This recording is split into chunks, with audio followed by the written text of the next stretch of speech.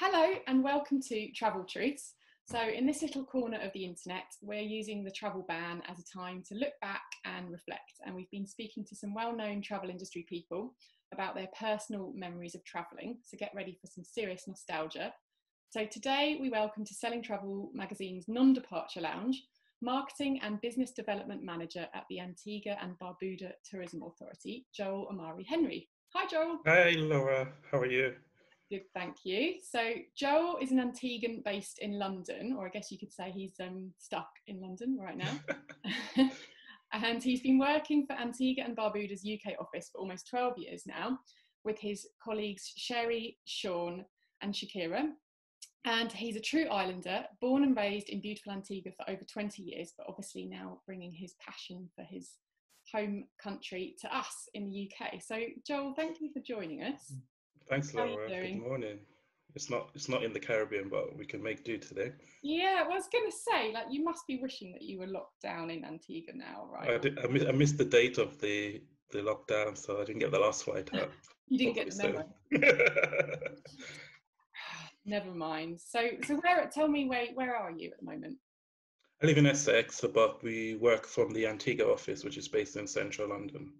Ah, sunny Essex. That's not too bad. So you've been managing to get out and do some nice. Yes, the grocery shopping. I've turned into Master Chef, learning to cook a meal every day.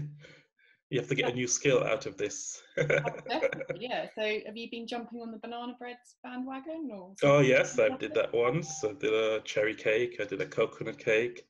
So all the tropical fruits that we have in the Caribbean, sort of bringing them to life here. And I can dream. Sorry, you can dream. I can dream. I'm there.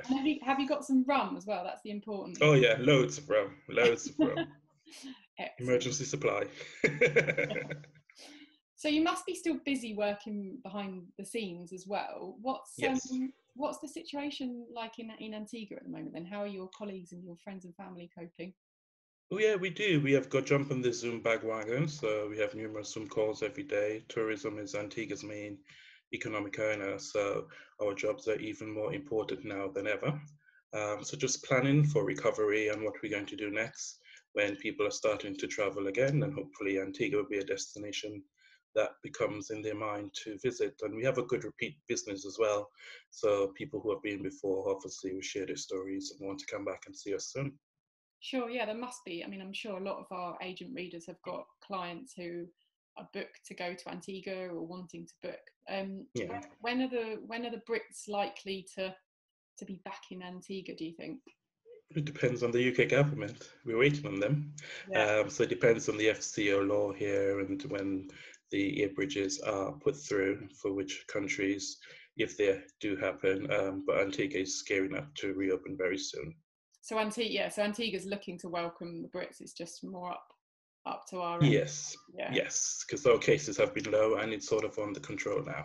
Yeah. How many cases did they have in Antigua then? The last time I checked, I think it was 26. Wow, okay. I guess that's the benefit of being an island, isn't it? That you can just kind of batten down the hatches and... Well, I think as a region in the Caribbean, crisis management is one of our biggest attributes, being in the tropical climate. We're known for hurricanes and things that happened in the past. So we are known how to come back quickly. Yeah. So it's just another bridge that we have to cross, and none has ever beaten us in the past. So we will definitely recover from this. Definitely. Okay. Well, so are you ready to share some of your travel truths with us? Oh, I can give it a try. Why not? Okay, so I think you've you know how this works. So it's just a few casual questions. So you might have to kind of cast your mind back for some of them. Definitely for the first one. So the first question that we always ask is, what is your earliest memory of traveling? Oh, you're taking me back there, Laura. I would probably say to Toronto, Canada. Very young boy, I think I was about 8 or 9, and I did a visit there for a holiday in the winter. So can you imagine being born and raised in Antigua where it's 28 degrees all year round and going to a country where it's minus 28 in the winter? So I know I haven't forgotten it. It was a white Christmas in Toronto, first time seeing snow, and it's just something I always remember. It's really, really so different to what I was used to. It's definitely something that I'll take on forever. I mean, that is really extreme as well, isn't it? Yes. Because, yeah, I mean, like the winters that we have in the UK are sort of, you know, -5 would be considered quite extreme, but that must have been a real shock to the system then. It's just going from one extreme to the other. You know, you're really moving from tropical climate straight into the brunt of a snow blizzard in Canada, one of the coldest places on earth. So, but it was really nice. It was beautiful. It was great to see all the Christmas markets, and you know, just really get to see the world in a different light. And I was quite young, so it was a nice way. I guess traveling is all about experiencing things that you're not doing normally.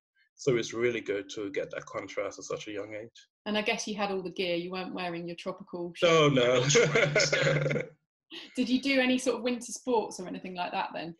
Not at that age, not at that age, but hopefully I haven't been back, so I'm hoping that one day I'll go and do all the ski and slopes and all the different good things you read about in Canada and Vancouver. Such a diverse country there as well, so definitely. Definitely, yeah. And have you been on a winter holiday since? Or do you tend to stick to more? New York, I've done New York. So New York as well is one of those sort of wintry places to get a lot of snow. So that's the most I've done, but that's mostly for shopping. Fair enough. I bet you can't wait for the 15th of June then when the shops open. Yes. Okay. So was there a place or a travel experience which made you think that you wanted to work in travel? Was there a moment which made you think that that was your future career? Well, as I said, you know, I was raised up in Antigua for over 20 years. So Antigua is a small island. Not sure if you've been along, but it's only like 11 miles long. Yeah. So you will see all the planes coming in from anywhere on the island to the airport. And I just remember growing up and seeing those planes coming in, the British Airways and the planes from the US. And I think, gosh, I want to be a pilot. And so that was my first sort of inkling that travel is something that I'm going to be in. But that never worked out. So I ended up in travel in a different field, but still allows me to travel as if like I'm a pilot. You know, you go with conferences, fan trips, different events that you do throughout the year. So it's really that sort of seeing that on an island and all the planes and everything has sort of given you that sort of excitement.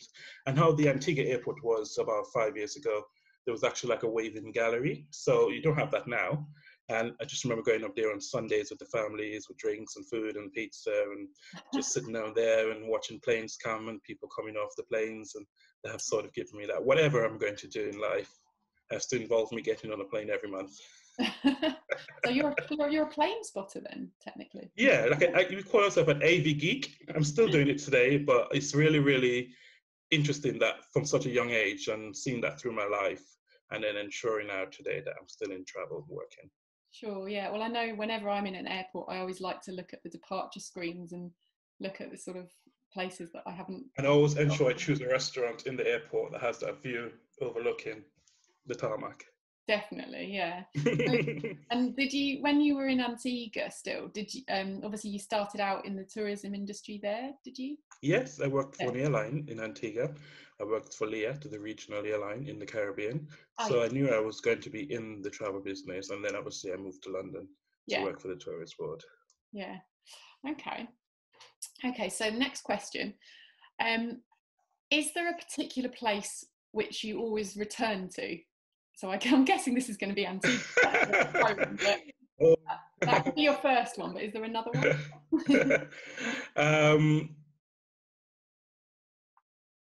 I've been to Bali 3 times because I do like it there. I do like the people. I do like the scenery.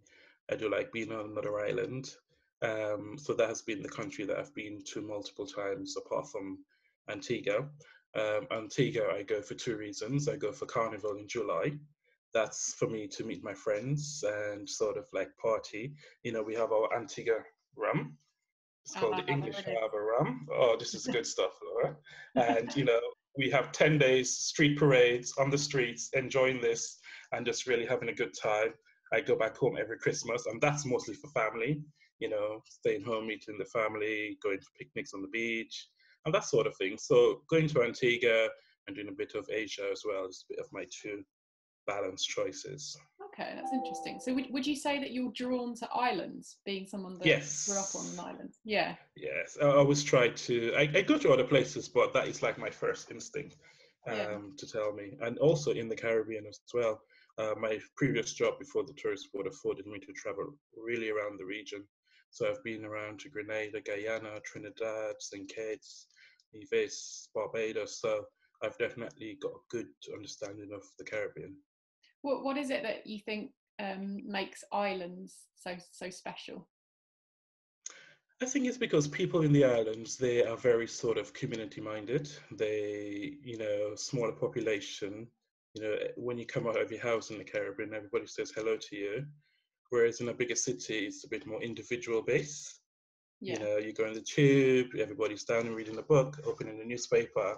So it's a different way of life on the whole. And I think that that's what grabs tourists to come there, to get that completely contrasting experience for their holidays as well. Sure, yeah. And then going back to obviously you mentioned party time, the carnival. So take us through the day. So what do you kind of start around a friend's house? Do you actually join in Yes, the carnival? you have a calendar, so you have different parties. You have white parties, beach parties, cooler parties. You got pageant shows. You got concerts. You got street parades, and you got the day when you go in the streets with your costumes of feathers, and the designers come up with these immaculate, amazing, large, very fantastic artistic work. Hands off to them, and it's just really a good time to celebrate our culture and our heritage. People come from all over the Caribbean to participate in carnivals in Antigua, and people also come from all over the world. Tourists who are on Antigua at that time, you see them line the streets, relaxing, having a local beer, and just taking in all the sights and the colors. It's just really, really a fantastic time. And the music, we're known for our soca and our calypso music. So every year there's very competitive bands, and people bring up new songs, and everybody's singing and dancing. It's like you forget all your worries and just enjoy that week.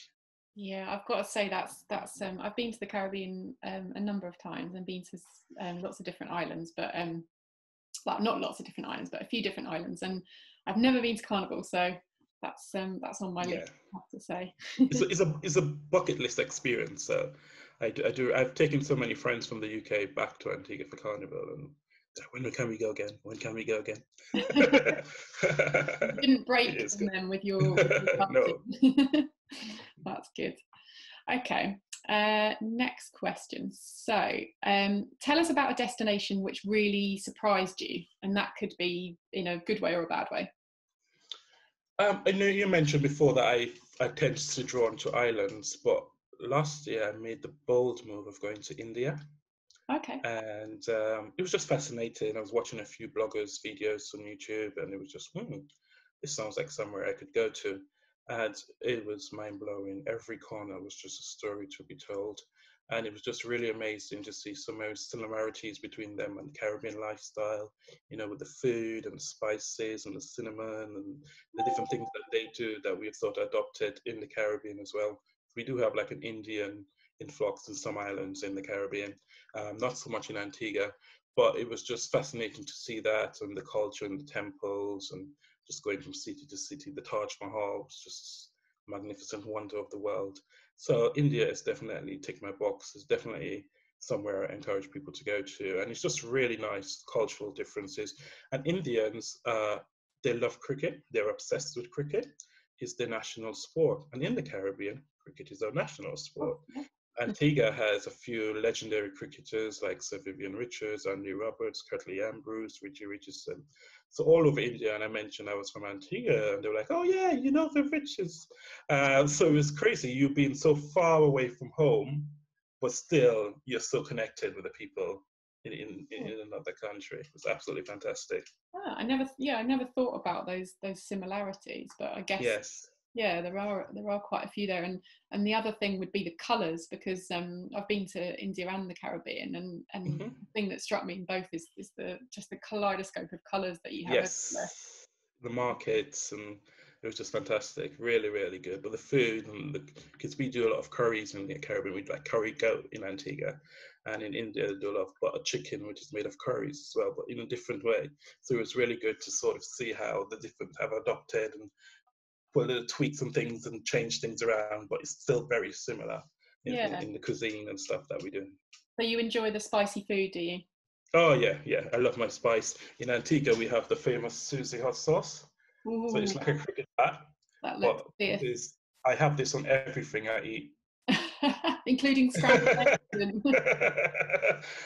It is so good. Highly recommended. Oh, nice. So whereabouts did you go when you were in India then? Were you just in the north or? I did the North India, the Golden Triangle, so New Delhi, Jaipur, Agra, Varanasi. Yeah. And where was your highlight in terms of destinations when you were there? Varanasi. Varanasi, yeah. Yeah. It's definitely not what you expect when you travel, and that's what I liked about it. I like to expect the unexpected, and just sitting on the ghats and just taking all what's happening around me was just really a very good life-changing experience. Yeah. Did you get up at sunrise for that? Yeah. I did indeed. Yeah. Well done. And it's quite good to see that because working for the tourist board, I obviously take a lot of agents out on farm trips.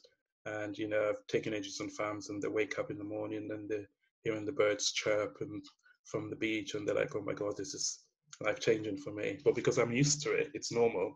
But it's good to see that people come and experience that sort of same thing that I feel when I go to somewhere like India. Yeah, yeah. It's I'm not a morning person at all, but it's always good, isn't it, for that kind of experience. Okay, well, going back to food, one of my favourite subjects. Tell us about a meal or a dish which is so good that you would travel for it. You'd get on a plane tomorrow if you could. I would say anything fresh from the sea. Okay. Yeah, you know, Antigua is a small island, so growing up, we ate a lot of seafood, the red snapper, the lobsters and stuff. They're very lot of like our national cuisine of what we eat, and we like it fresh, you know, not frozen, you know, straight off the sea, straight onto a plate. And I try to travel to Caribbean countries or tropical places where you sort of can get that fresh seafood. We get seafood here in the UK, but it's not the same. It's very different, and so it's nice. I travel for that all the time. It's my first thing. Food is the number one thing that keeps me going in travel. So once I know you have good seafood, I will be there. Okay. So tell me about a particularly memorable seafood dish that you've had somewhere in the world then. There's a place called Papa Zook's. It's in a little village in Antigua, and they're known for fish and rum. So basically, they pair the rum with the fish dishes, and they do a really, really nice bouillabaisse. It's like a soup with clams and mussels, and it is just divine. When I'm having it, I say to everyone on the table, I'm sorry, don't mean to be rude, but I won't be talking for the next 10 minutes. I've taken this all in, and obviously with my Susie hot sauce on top of it, Yeah. it's just a perfect dish. And you wash that down with a nice old-fashioned rum punch. That sounds like a religious experience for you. And just religious experience. Do you carry that hot sauce with you everywhere? Is that always in your pocket? I have miniature size for my carry-on baggage, and I have the big size for my house. I'm fully set. I'm running low because normally I would be back in Antigua by now. So my stash from Christmas is starting to run low. So I need a plan B soon if we're not getting to go back to Antigua. Oh, I'm sure there's people that can post it over to you. Okay, so next question. Is there a particular book, film, or even a TV series which has inspired you to travel at some point? I watch a lot of films that involves traveling as well. Like my first inkling of India was from the movie Lion. Yeah. So, you know, that sort of gave me my first insight to what India has about, and that's when I started to research it more. Also working for the tourist board, I was part of the film crew for Ainsley's Caribbean Kitchen in Antigua.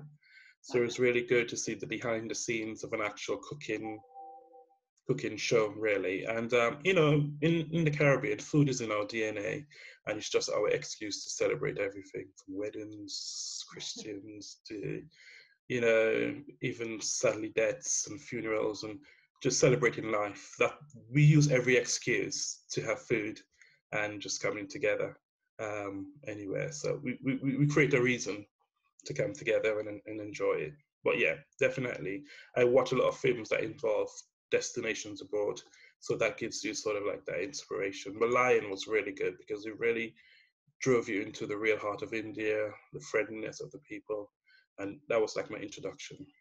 Okay.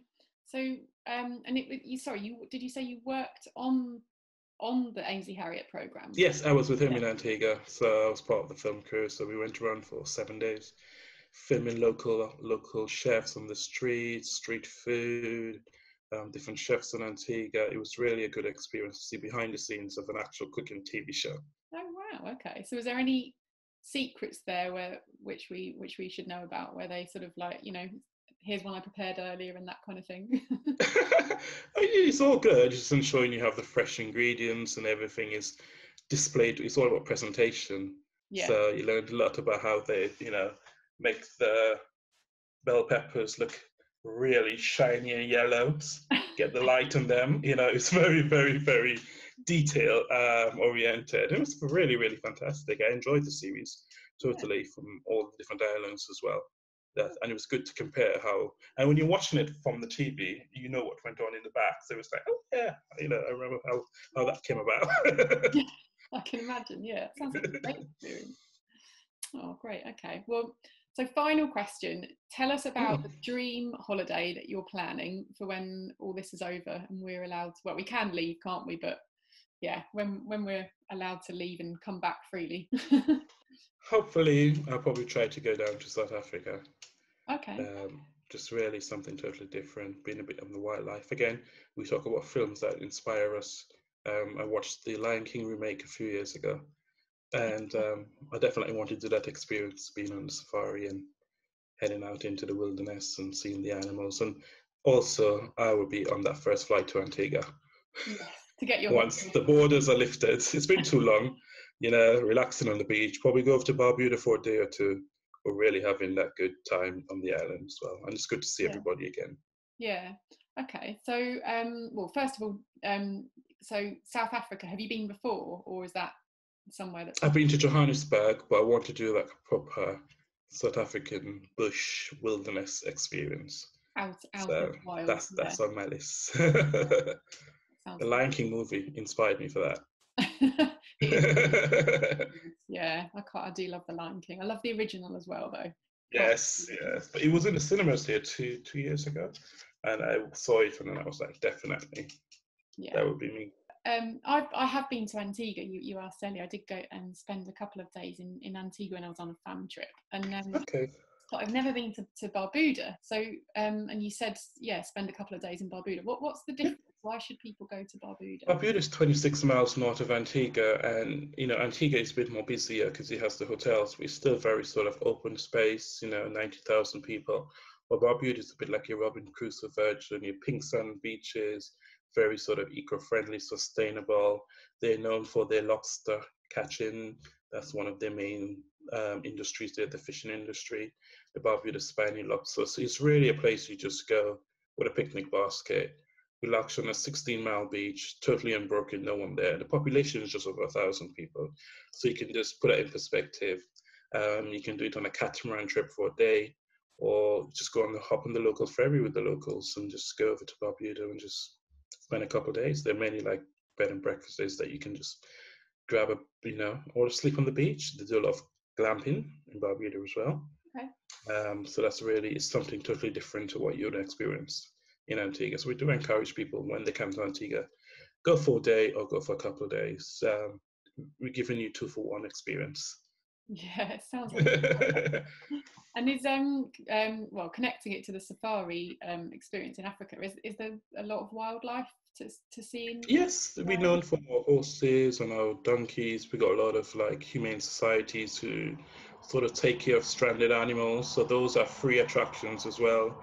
We also have a lot of the goats and the sheep and dogs, and Barbuda is known for, it has its own deer as well.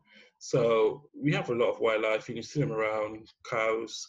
It's all part of a tropical paradise, what you expect, and it's just roaming. We said you have a rush hour when there's a herd of cows just crossing the street.